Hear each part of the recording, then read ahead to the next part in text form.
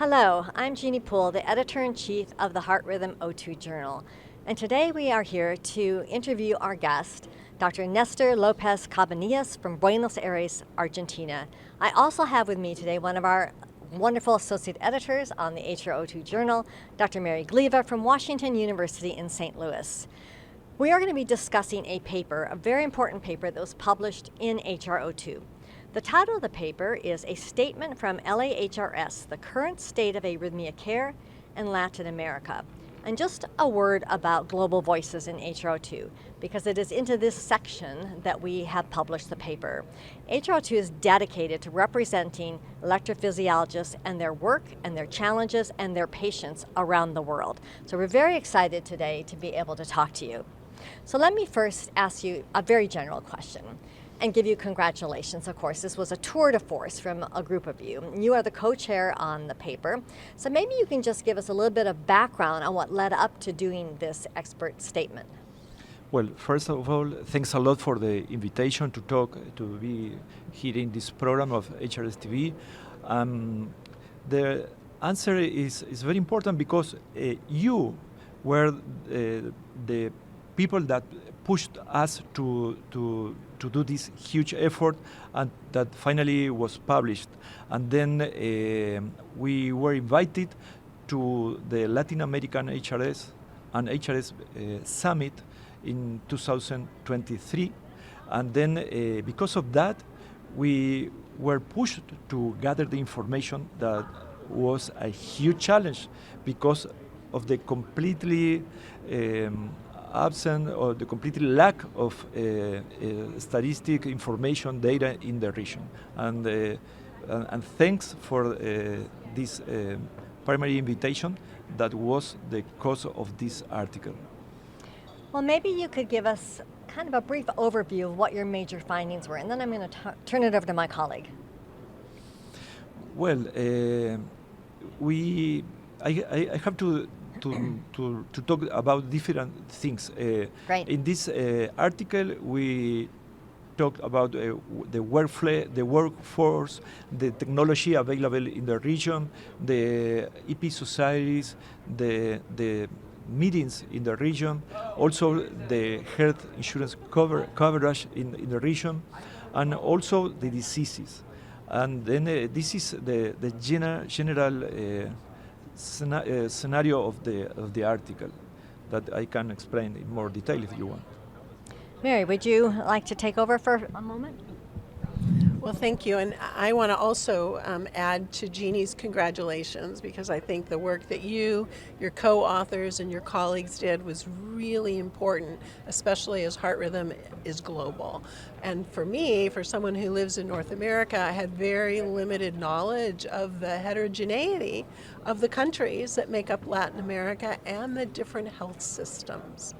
So one of the questions I had for you was any of the challenges that you faced in gathering this information, and what about some of the countries that are not represented in the manuscript?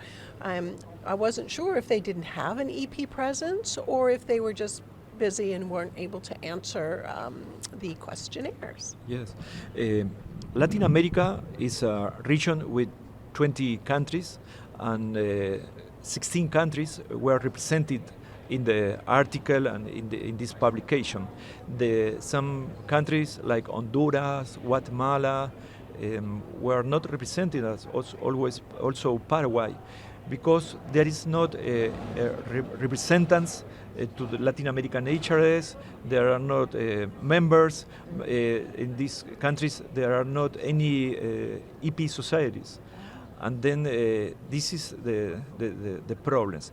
But from 20 countries to have the information of 16 countries, I think it's a good number.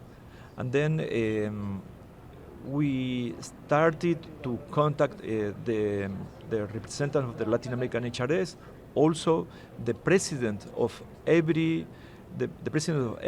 EP committee of every cardiology society, and then we started to walk this path, and then finally we know numbers about the workforce. And then we are around 1,600 EP doctors in Latin America. Before this article, we didn't know, and then because of this of you, now we have very nice information. The information is not published. Then we have to call doctors and to look for the numbers, to look how many procedures, how many EPs are working, and then it was a huge effort. And something important is also the difficulties for the EP fellows to transit all the way to be a EP. We have a completely lack of education in the region. There are a lot of informal EP fellowships without any support of a society, of a university, and then that is a very important information that we obtained from this effort. No? I was very impressed at the wide variety of resources from country to country. In reading it, you immediately get the sense that this is a real challenge, that there is no uniformity.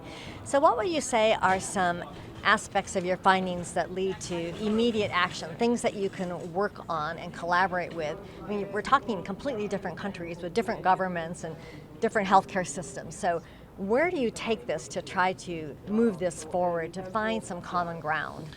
Well, something very important is that when we started to ask about the three-dimensional mapping systems, we realized that our countries like Uruguay, Paraguay, Bolivia, El Salvador, Cuba, without any EP three-dimensional mapping system.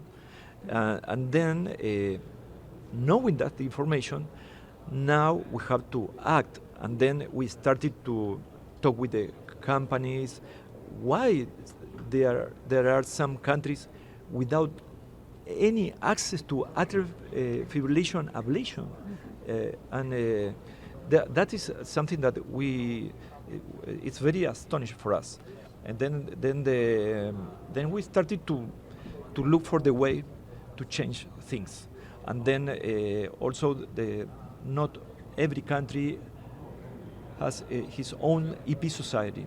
Then Brazil, Colombia, Mexico, Argentina, and now Ecuador, they have their own societies that are starting to do their own congresses, and then all together we can push the industry to change, to make the technology available in the region. Yeah. Well, I think that's wonderful, and I think, we need to give credit to you and your colleagues who brought us epicardial ablation from your Chagas experience, and I think that was groundbreaking. And it's these type of international and worldwide collaborations where everybody wins. And I really want to congratulate you on all the efforts that you've done, because it's hard work on the individual level to build the momentum to change things. And congratulations. Thanks. You made a point, because Chagas is a very important disease from our region, and because of Chagas started the EP epicardial access in Brazil, and also there are another thing, that is cardioneuroablation. Cardioneuroablation is another technique that started in our region and has worldwide impact, and then I think we are doing some contribution to the electrophysiology in general. Absolutely. I mean, from Argentina came some of the most fundamental concepts of electrophysiology that were worked out in your country. So I'm going back many, many decades and thinking about how Europe tried to come together, again, disparate countries with different types of training for electrophysiology, and they were able to come together under banner and ultimately agree on standards of training and write the ERA test. Do you see that this will help you, this effort will help you move towards some sort of collaboration between the countries that will set standards and give us better insights perhaps on how to help some of the countries that are not so well established? Yes, for sure, because now we know that there are formal training in some countries, but are just a few countries. And then maybe Latin American HRS, maybe our society can develop a regional examination to give credentials to the doctors. And then I think now we have a job, we have the mission to standardize the level of the EP in our region. And for that thing, we have today a meeting with HRS, trying to help us in developing this program. And then, yes, it's very important. Well, I think this was just an amazing effort, and I really appreciate that we have the opportunity to have been the host journal for this important document. The efforts are clearly huge, and the challenges ahead perhaps just just as huge. But this is a great first start, and I want to thank you so much for joining us today for this conversation and for what you've accomplished. Marye, thank you for joining me. Thank you, everyone. Enjoy the rest of your Heart Rhythm Society meeting.